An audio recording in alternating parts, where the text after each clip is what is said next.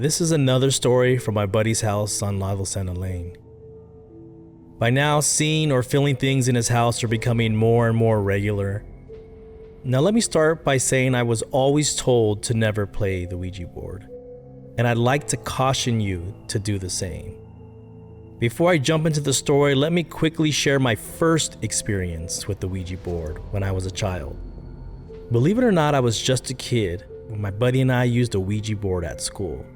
Yes, at school. I was in the 3rd grade, I believe, and one of the other students asked us if we wanted to play the Ouija board. Of course, we said yes. So she let us know she'd bring it to school tomorrow. I'm not sure why we were so excited. Maybe it's because all the lore surrounding the Ouija board. We both loved paranormal stuff. So the next day, she brings it to school, and before we go into class, she opens up her backpack to show us. She brought the Ouija board. Our faces lit up, and the excitement began filling our little hearts.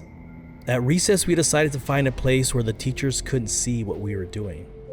We walked all the way to where the basketball courts were and sat on the grass.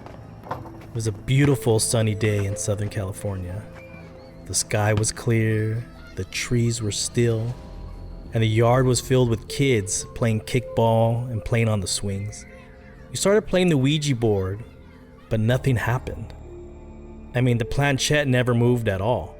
And after a few minutes of trying, my buddy starts making fun of the board. I'm pretty sure he called it a few choice words and stood up.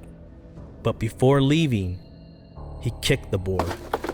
And out of nowhere, a massive gust of wind flew by, kicking up leaves and grass, similar to what you'd see on an extremely windy day.